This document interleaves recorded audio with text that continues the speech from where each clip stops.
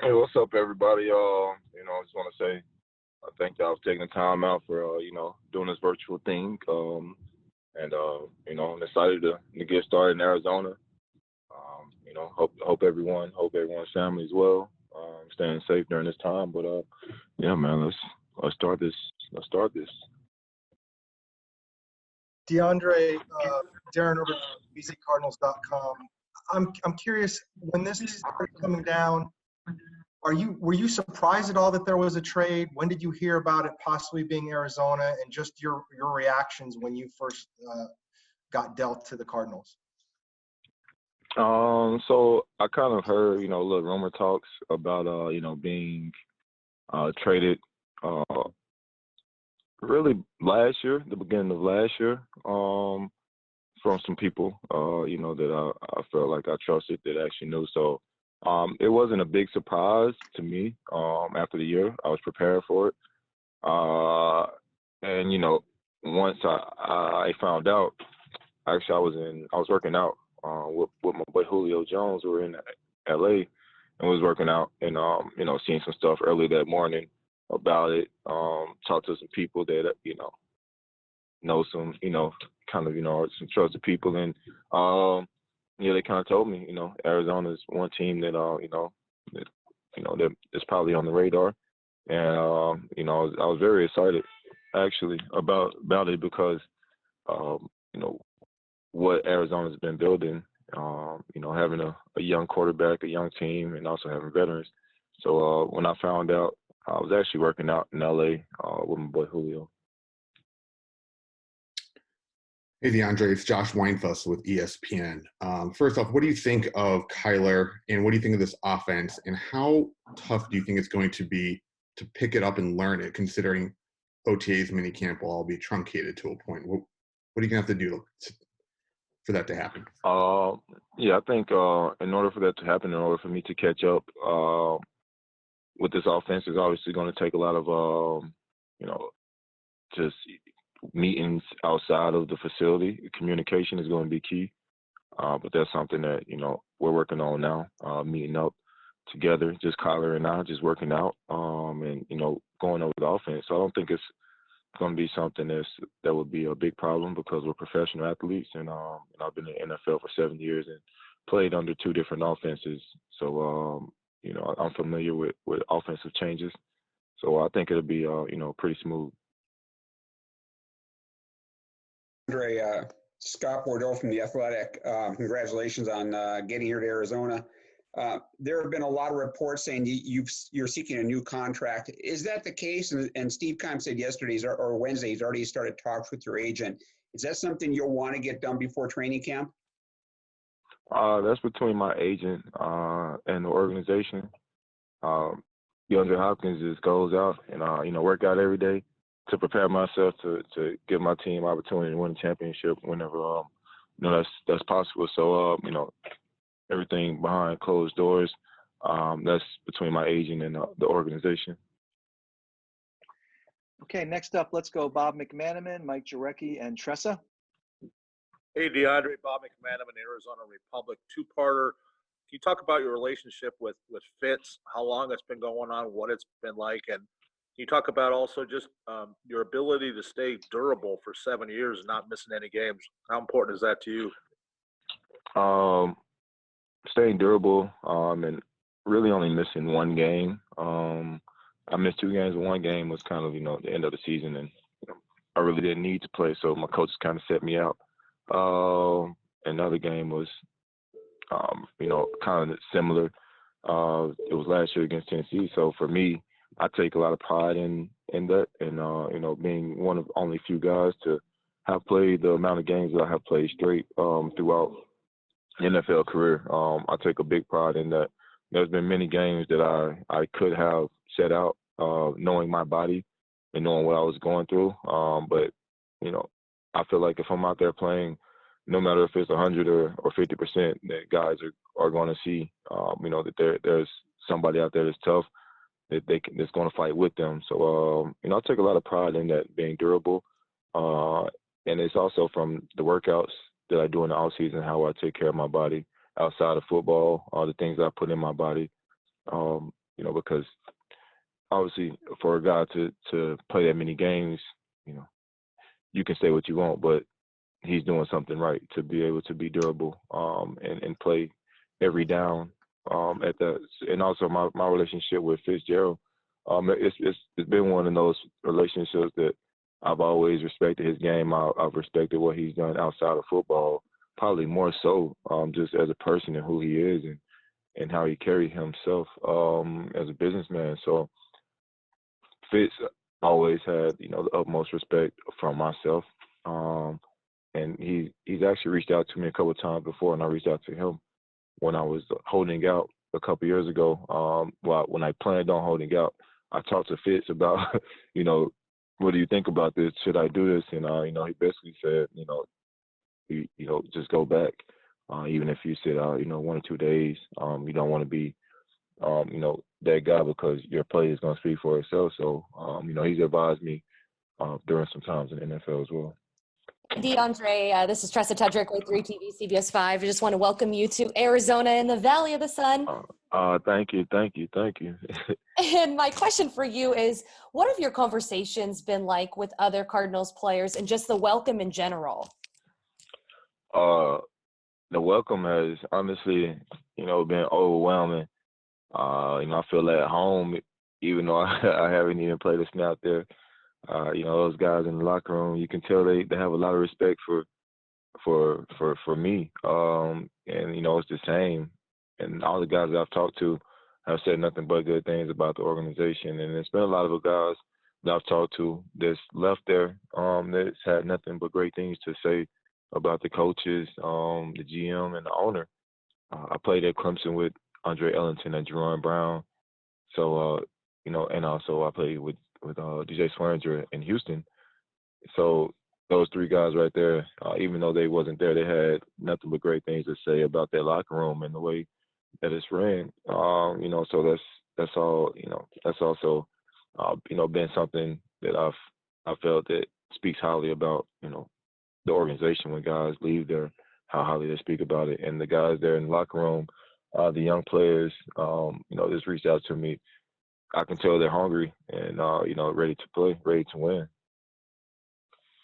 DeAndre, you mentioned the communication that you're having with Kyler and with the team in terms of learning this offense, but how much do you know this offense in terms of, have you looked at it? Are you intrigued by playing in something that Cliff Kingsbury is putting together? Like what part of that do you know? I've known, I've played with people who've played in that offense before, whether it's been in college or in the NFL. So I'm, familiar with it from people that I know. And just I've been leaning on some players that's been in that offense before because, obviously the communication, we can't have right now, between coaches and players. So now I've been leaning on a lot of players that's played in the offense in the past, like, Andre Ellington and Jerome Brown. People I played with at Clemson. So, yeah. And honestly, I've been watching highlights, man. I think I watched some of Kyler highlights more than I've ever watched my own highlights. So, yeah, been trying to keep up with a lot of players, with it through players that's played in it previously.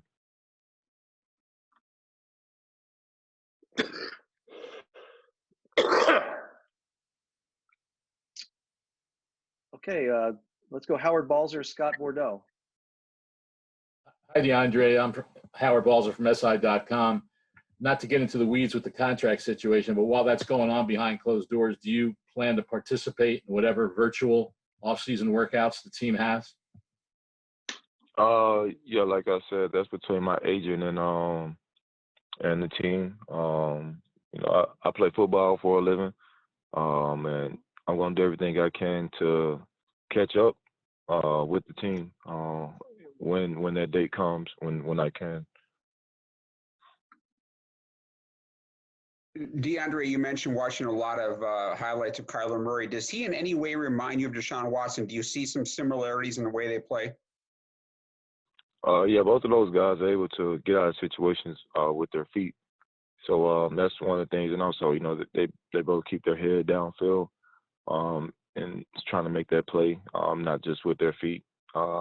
So it's a lot of similarities there. Obviously, they can run out the pocket and get away from things, but both of those guys also, have a very strong arm. Let's try Mike Jurecki.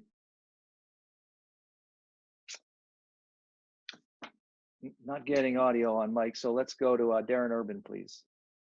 DeAndre, when you talked about Fitz and your relationship with him kind of off the field, how do you see yourself fitting with Larry Fitzgerald, with Christian Kirk, in terms of on the field? I see myself fitting in very, very well.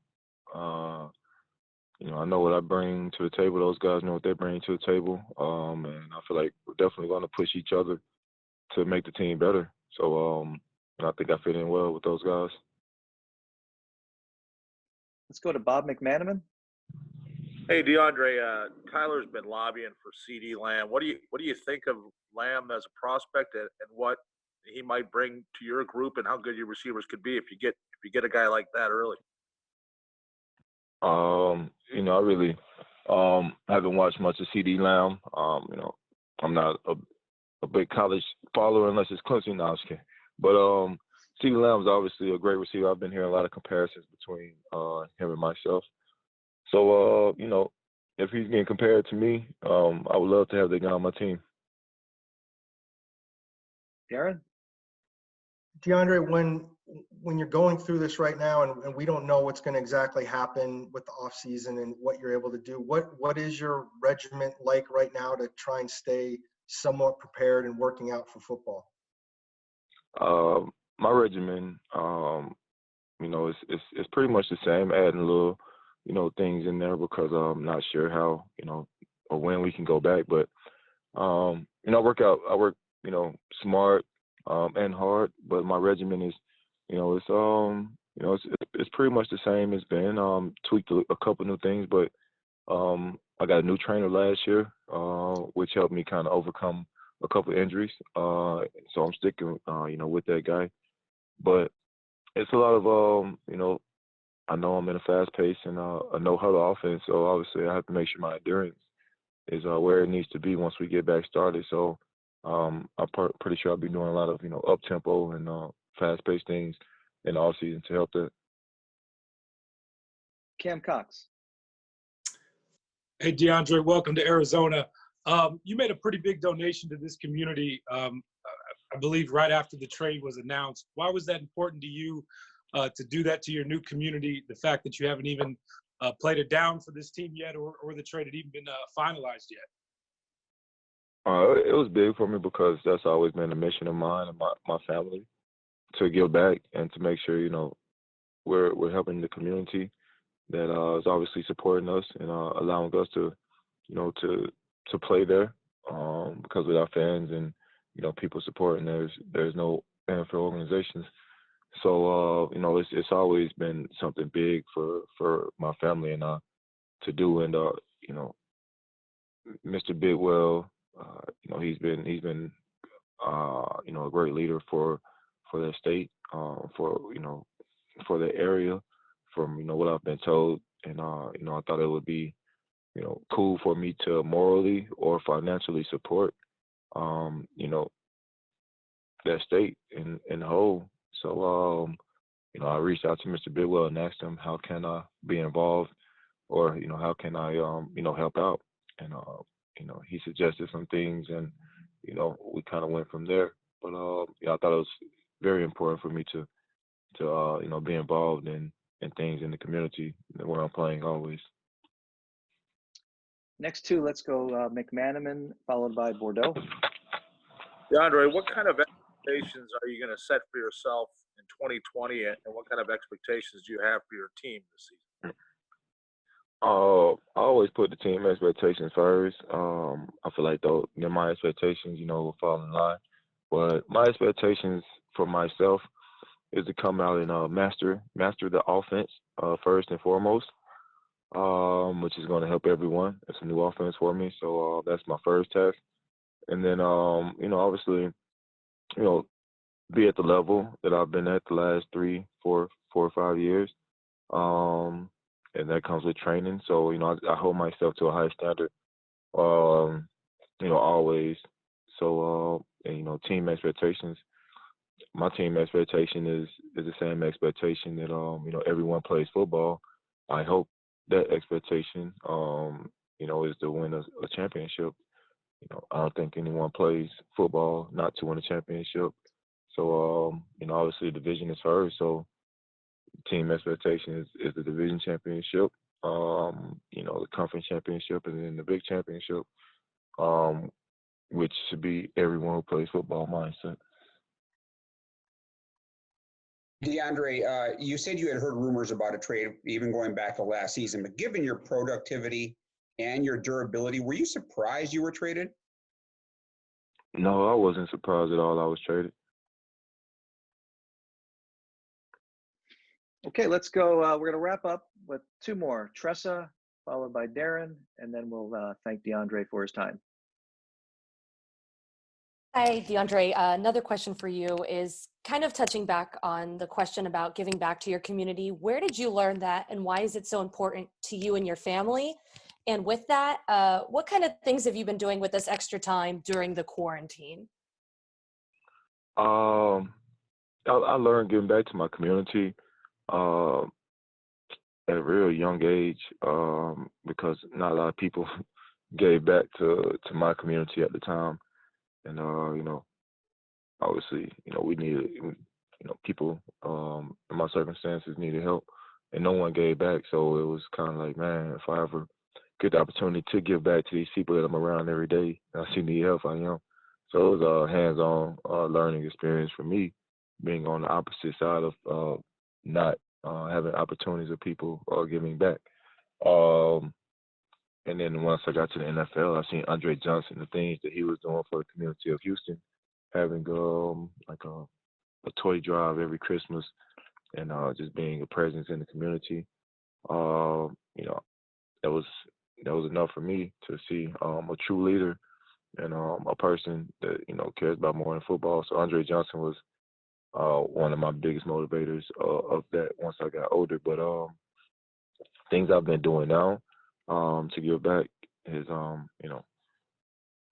there's little things, little challenges and stuff like that. LeBron James challenged me to do like a Taco Tuesday, and we're raising, Beyond Meat. We're going to, raise money and give back. Also, been looking for foundations and places that, we can give certain things to families that are in need right now. And my mom and I, we also do a lot. My mom has a domestic violence organization that she's been had for about three to 5 years now. So we do a lot in the community year round. And right now, it's for myself is working with people who have small startup businesses and trying to help them out once everything kind of gets started. And I've been doing that in Houston with people that I know in the urban community. So yeah. DeAndre, back in 2017, the last time that you guys played against the Cardinals, there was a clip you were captured on camera. Cardinals DB coach Kevin Ross came up to you and said, "You're the best in the game," and you just responded, "I know." I would assume you still feel the same way, that you're the best in the game? I always feel like that. That's the chip in the way I play the game. I don't feel like I would never tell myself that I'm the second best. Anything I do, even if the stats might not show, but I feel like I have some stats to back that up. But that's my mindset. Yeah, always will be my mindset.